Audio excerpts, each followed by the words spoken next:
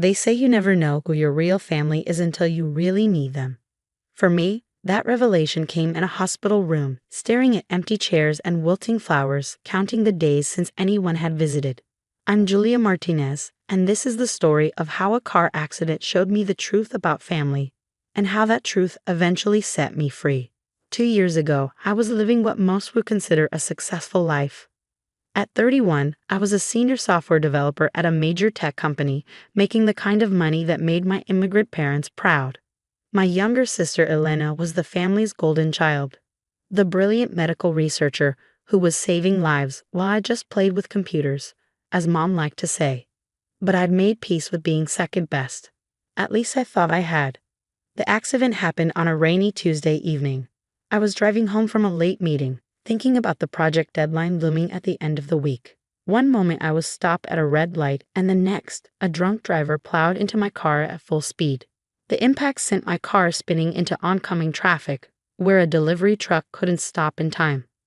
I woke up 3 days later in the ICU. The damage was extensive, multiple broken bones, internal injuries, and worst of all, a spinal cord injury that left me temporarily paralyzed from the waist down.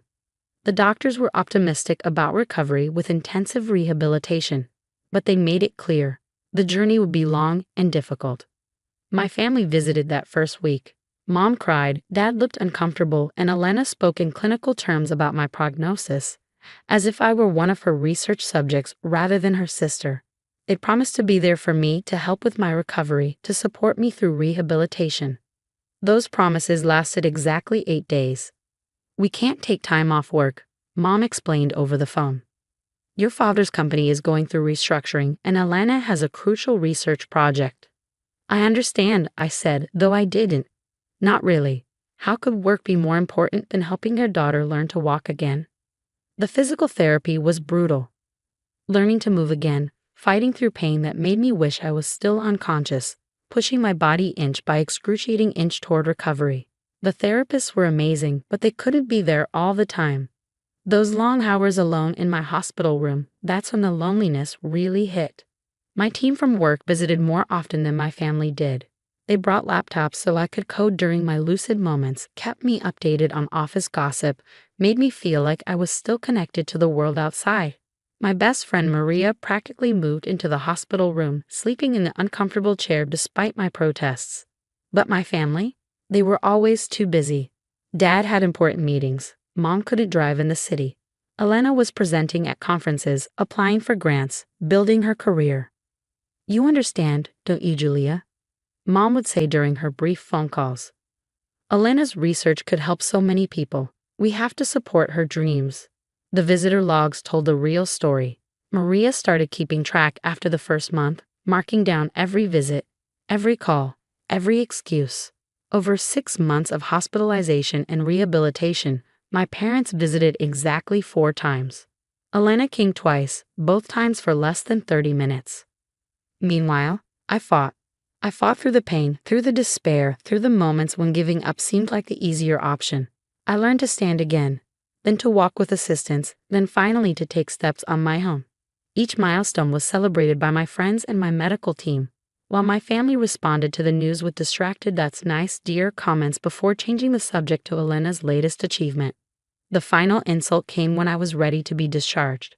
I needed someone to help at home for the first few weeks, to assist with daily tasks while I continued outpatient therapy. "Oh, honey," Mom said when I asked, "we just can't right now. Elena's applying for a major research grant, and we need to help her prepare her presentation. Maybe you could hire someone." Maria moved in with me instead. She took family leave from her job, rearranged her entire life to help me recover. My real family, it turned out, had nothing to do with blood. I returned to work part-time after 3 months, gradually building back to full capacity. My recovery progressed better than expected, though I still walked with a slight limp and needed regular physical therapy. Life settled into a new normal, and I tried to make peace with what I'd learned about my family's priorities. Then came the call that changed everything. "Julia," Mom's voice was trembling. "We need to talk. Elena's sick. She needs a kidney transplant, and you're the only compatible match in the family."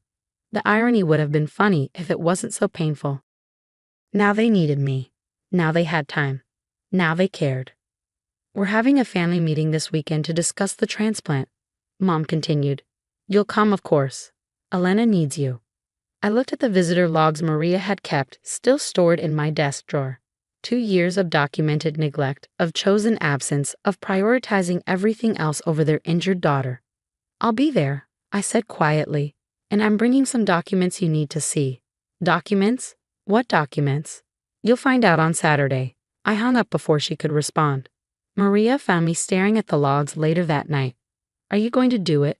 She asked. Give Elena your kidney? I traced my fingers over the neat columns of dates and empty spaces.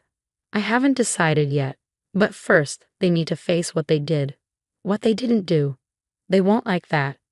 No, I agreed, they won't. But maybe it's time they understood exactly what family means, and what it doesn't. I spent the next few days gathering evidence, not just the visitor logs, but every text message showing canceled visits, every email with excuses, every photo posted on social media of what my family was doing instead of being with me. A timeline of abandonment documented in clinical detail that would make Elena's research papers proud. Saturday approached, and with it, a reckoning 2 years in the making. My family was about to learn that sometimes the biggest betrayals aren't in what people do to you. They're in what people don't do when you need them most.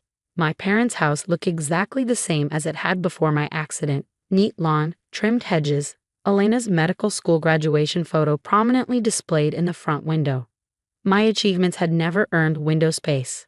Maria insisted on driving me. You shouldn't do this alone, she said, squeezing my hand as we pulled into the driveway. The visitor logs sat heavy in my bag, along with 2 years' worth of documented absences. The family was already gathered in the living room when I walked in. Mom and Dad on the sofa, Elena in the armchair, looking pale but still managing to be the center of attention. Her husband Thomas hovered nearby, worry etched on his face. Julia, Mom started, rising to hug me. I stepped back. Let's skip the pretense, I said, my voice steady despite my racing heart. You want my kidney. Sweetie, that's not. We want to discuss options. Mom faltered as I pulled out the visitor logs. Before we discuss anything, I think we need to review some history. I opened the first logbook.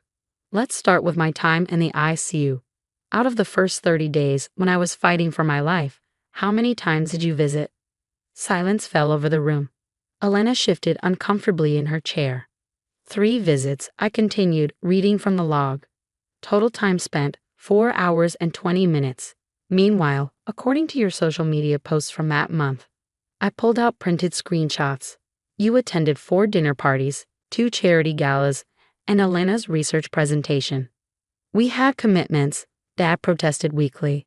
Commitments. Yes, let's talk about those.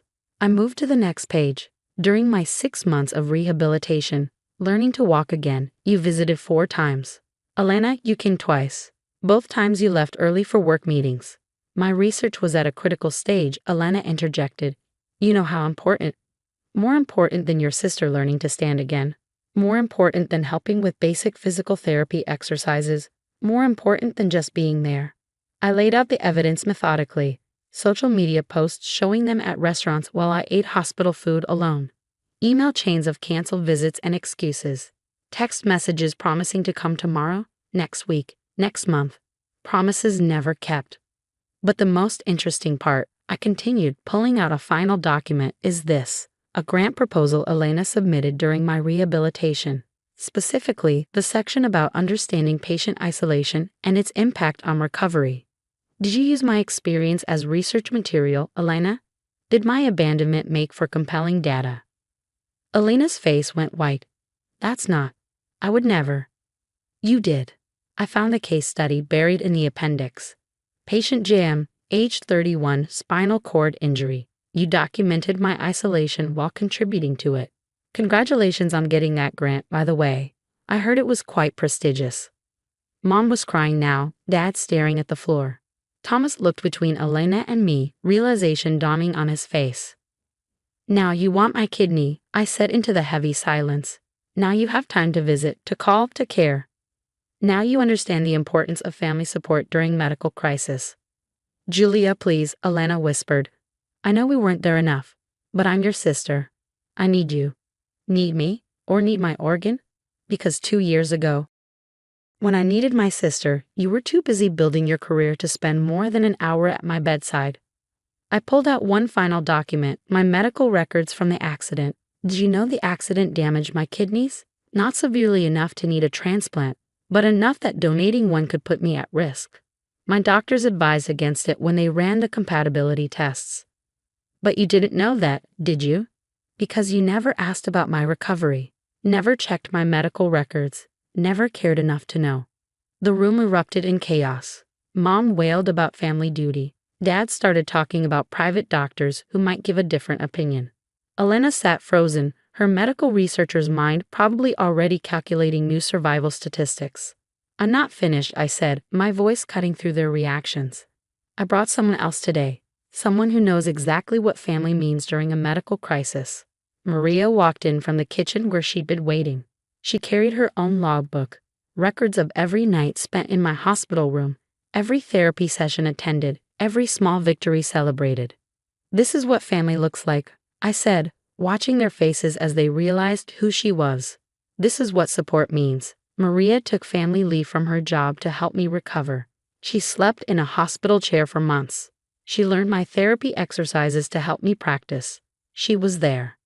But she's not family, Mom protested. No, I agreed. She's more than family. She's someone who chose to be there when my blood relatives chose not to be. I gathered my documents, standing carefully, my legs still ached in damp weather. Another detail my family had never bothered to learn about. I won't be donating my kidney, I said clearly, not because I can't, but because I won't. Elena's medical crisis doesn't erase 2 years of chosen absence. Your sudden need for me doesn't change your deliberate negligence when I needed you. You let your sister die. Dad's voice was harsh. No, Elena's not going to die. She's on the transplant list, and knowing her research connections, she'll probably move up quickly. She'll find a kidney, but it won't be mine. Consider it a data point for your next study on patient support systems, Elena. I walked out of that house for the last time, Maria beside me, leaving behind the sounds of my mother's sobs and my father's angry protests. Elena remained silent, perhaps finally understanding the true cost of her choices. The fallout was exactly what you'd expect. Extended family called to tell me I was heartless. Friends from the old neighborhood crossed the street to avoid me. Elena's colleagues wrote articles about the importance of family organ donation, thinly veiled attacks on my decision. But I stood firm. Sometimes the hardest choices are the most necessary ones. A year later, Helena got her transplant from an anonymous donor. She wrote a paper about the experience, ironically focusing on the importance of family support during medical crises.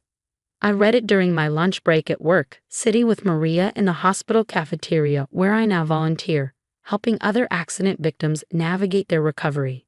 Yesterday, I received a letter from Elena. I understand now, she wrote, not just about the kidney, but about everything. I've been reading my own case studies, seeing them with new eyes. Every patient's story is about more than just medical outcomes. It's about who shows up, who stays, who chooses to be there. I failed at being your sister long before you refused to be my donor. I filed the letter away with the visitor logs, a record of lessons learned too late. My slight limp remains, a permanent reminder of both the accident and its aftermath. But it's no longer a symbol of abandonment. Instead, it reminds me of the strength I found, the family I chose, and the boundaries I learned to set. Maria and I started a support group for patients going through long-term rehabilitation. We teach them about more than just physical recovery. We teach them about choosing their support system wisely, about recognizing true family by actions rather than blood.